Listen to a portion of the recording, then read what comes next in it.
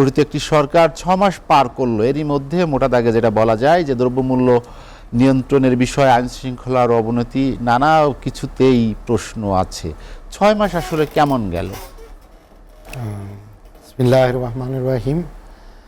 ধন্যবাদ আপনাকে এবং আজকের লেট এডিশনে অগণিত দর্শক শ্রোতাবৃন্দ, আমার সহ আলোচক, আসসালামু আলাইকুম রহমতুল্লাহ বারাকাত। যে আলোচনাটা আপনি আজকে উত্থাপন করেছেন, আসলে বর্তমানে দেশের পরিস্থিতি ঘোলাটে, আইন শৃঙ্খলা পরিস্থিতি সরকারের নিয়ন্ত্রণের বাইরে। এমনভাবে একটা নৈরাজ্য সৃষ্টি হয়েছে যে প্রতিদিনই এক একটা ঘটনা ঘটছে এবং নাগরিক মনে একটা ভীতির সঞ্চার হয়েছে। Excuse me. মানুষ লক্ষ্য করছে যে প্রতিদিন যেভাবে একটা শঙ্কার মধ্যে মানুষ আছে, জীবনের নিরাপত্তা, মানুষের এই সরকারের উপরে যে প্রত্যাশা, একদিকে প্রত্যাশা আর একদিকে যে প্রত্যাশা পূরণ, প্রত্যাশা প্রাপ্তি, এই প্রাপ্তির মধ্যে অনেক ফারাক আছে। সেই কারণে আজকে যে বিষয়টা উত্থাপন করেছেন, সরকারের কার্যকলাপ নিয়ে জনমনে কিন্তু মিশ্র ধারণা।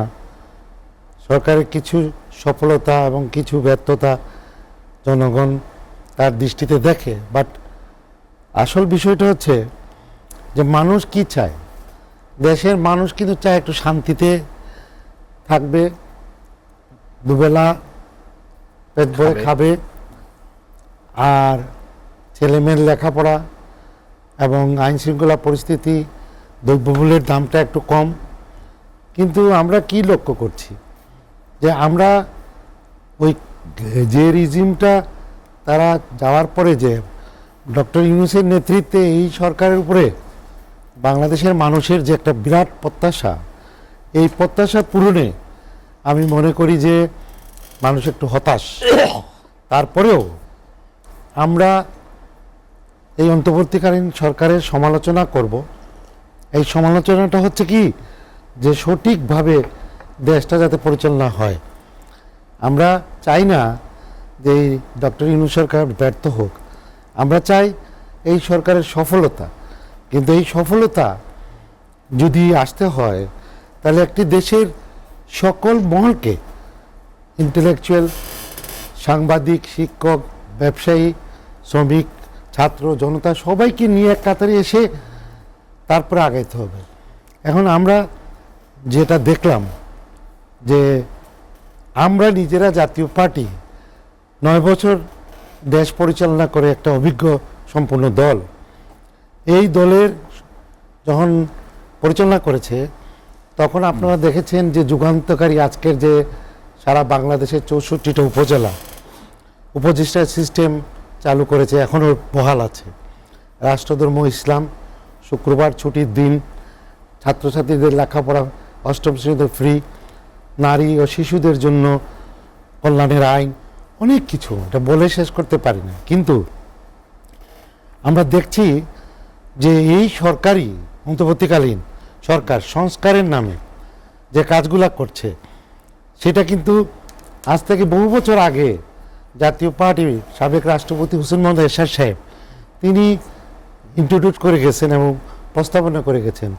যেমন জাতীয় পার্টির একটা মেইন এজেন্ডা যে বাংলাদেশকে 8টি যে বিভাগ আছে এবং 8টি বিভাগকে 8টি প্রদেশে রূপান্তর করে প্রাদেশিক সরকার চালু, তাতে দেশের সুষম উন্নয়ন হবে এবং রাষ্ট্র পরিচালনার সুপারিশও আছে। এবং সেইখানে আমরা যে চেয়েছি সেটাই এই অন্তর্বর্তী সরকার চাচ্ছে, যে 4টি প্রদেশ। আমার দেশের বাড়ি সিলেট বিভাগের সন্তান আমি। সিলেট বিভাগ প্রাদেশিক সরকার বাস্তবায়ন কমিটির আহ্বায়ক। আমি মনে করি যে দেশে যে প্রবাসী থাকে, যে দেশে আমাদের সিলেট বিভাগের মতো জায়গায় খনিজ সম্পদ, তেল, গ্যাস, চা পাতা এবং অনেক চুনাপাথর, বালু, একটা আধ্যাত্মিক নগরী এবং সব কিছু মিলে এরকম এই বিভাগটাকেও প্রাদেশিক সরকারের আওতায় আনা উচিত এবং সেই ক্ষেত্রে 8টা বিভাগকে 8টা প্রদেশ করা উচিত।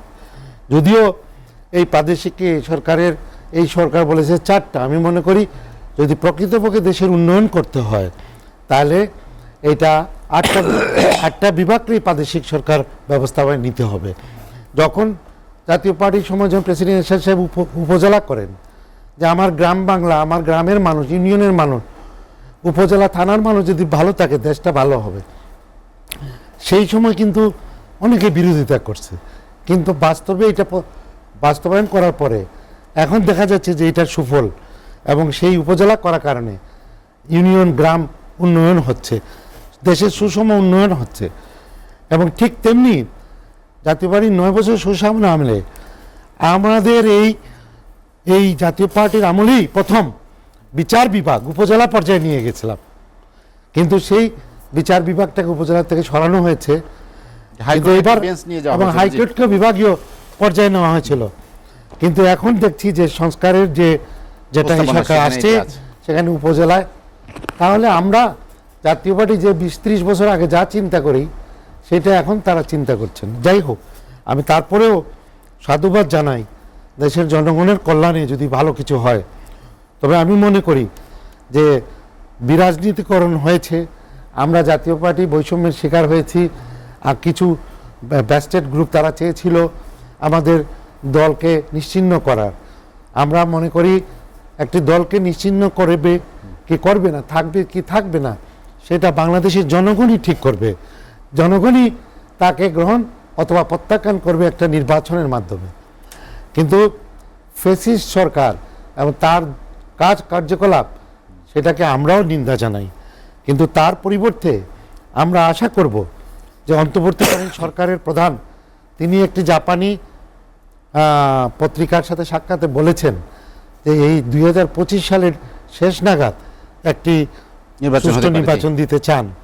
আমরা তার এই বক্তব্যকে সাধুবাদ জানাই, এবং আমরা মনে করি যে যদি একটা অবাধ সুষ্ঠু নিরপেক্ষ নির্বাচন দেন এবং সেইখানে এই 18 কোটি মানুষের যদি মতের প্রতিফলন হয়, তাহলে নির্বাচিত সরকার এই যে দেশের যে বিভিন্ন ক্রাইসিসগুলা মোকাবেলা করা সহজ হবে।